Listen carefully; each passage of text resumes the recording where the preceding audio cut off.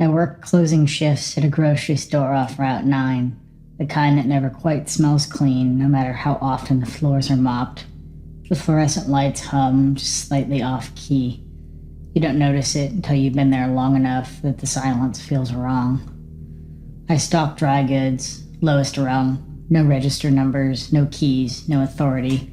Just aisles, cardboard cuts, and the constant expectation to move faster without being told how.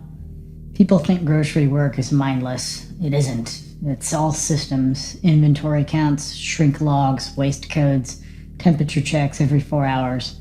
The store runs on paperwork more than food. That's how I noticed. At first, it was the milk. Every night, just before close, my supervisor, Mark, would pull a flat cart from the back dairy cooler. Gallons 1 or 2 days past code. Not unusual. Expired product is supposed to be scanned, logged as waste, and poured out. I'd done it myself. You hear the scanner beep, you watch the number register, you dump it and move on. But Mark didn't dump them. He scanned the jugs, I heard the beep, then relabeled the crates and pushed them into the secondary cooler by receiving. The one without a camera. Vendor credit, he said, the first time I asked. Casual, like he was explaining where the extra brooms were kept. They'd pick them up in the morning. They never did. I told myself I misunderstood. I told myself there were systems above my pay grade. Grocery stores run on thin margins. Waste is tracked obsessively. A single misscan can flag a department. It made sense there were workarounds that I might not know about. A week later, I checked the waste log myself. The milk batch number was already closed out, marked returned to vendor, time-stamped for the following morning. According to the system, it was gone before I ever saw it sitting there. Then I found the chicken. We rotate meat by hand. No conveyors, no automation. Date stickers come off with the thumb if you peel them slow. One night I opened a case of thighs and saw 2 stickers layered, slightly misaligned. The bottom one was 5 days old. I remember the sound when I peeled it back. Not loud, just adhesive giving up. When I brought it to Mark, he didn't look surprised. He sighed, like I just told him we were out of paper towels again. Listen, he said, lowering his voice. You want hours next week, right? That was the first time my stomach did that slow drop thing, like missing a step in the dark. I told myself I needed those hours. I told myself I'd only noticed because I was looking too closely. I didn't like that part, how quickly the math worked in my head, but it did. After that, I started paying attention, not because I wanted to, because once you see how the system bends, you notice where it's thinnest. Expired meat re-entering the floor after temperature excursions. Bakery bread marked as donated that never left the building. Shrink numbers manually adjusted before corporate audits. There's a blind spot between policy and practice, and that's where things live if no one documents them. The scanner beep became a marker, proof something had been made official, even when nothing had changed. The store rewards silence. You learn that fast. Schedules post last minute. Hours fluctuate. Complaints disappear into, we'll look into it. There's always someone more desperate for shifts than you. I might have stayed quiet if it hadn't been for the kid. A little boy, maybe 6, vomiting into a plastic bag in aisle 4 while his mother tried to apologize to everyone at once. She kept saying, he just ate, over and over, like that mattered. I recognized the brand of chicken on the receipt she dropped. It was the same batch I'd flagged, same relabeled code. I remembered peeling the sticker myself, taking my time so it wouldn't tear. That night, I went home and couldn't sleep. I kept thinking about how the system trusted the record over the body, how the waste log said the chicken was gone, how the paper was clean. I didn't report Mark, not yet. I did something smaller.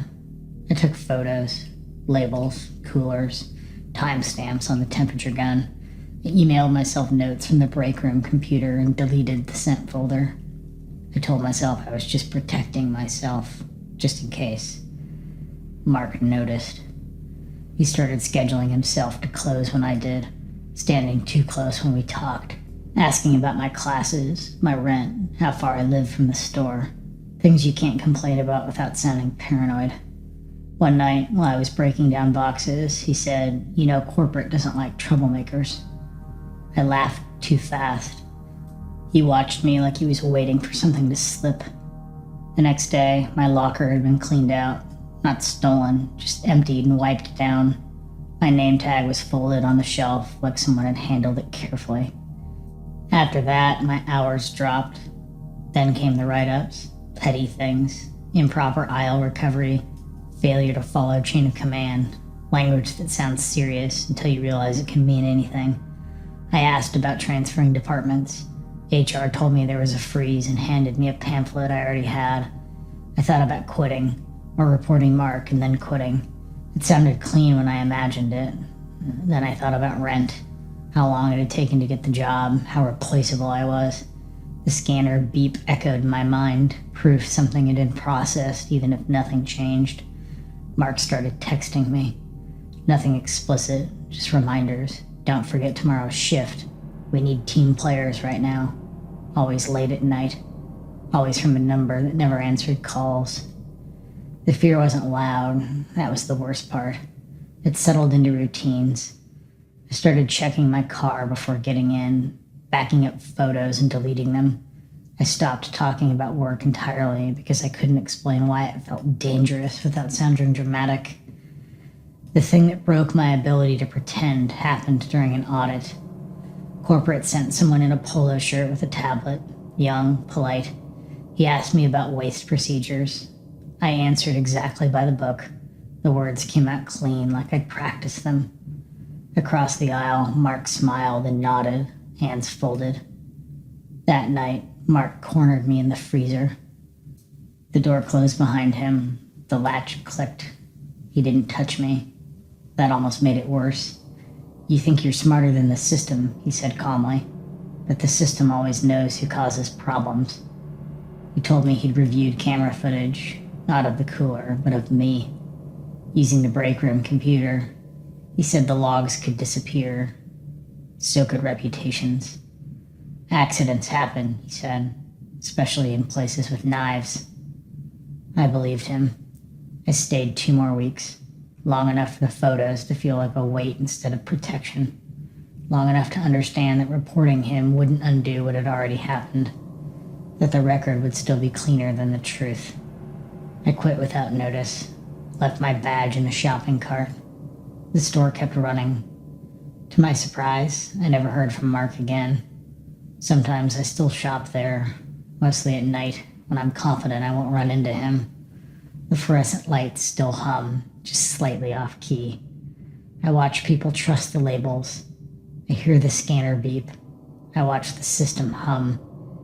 And every time I pass the dairy cooler, I think about how easy it is to poison people without ever breaking policy.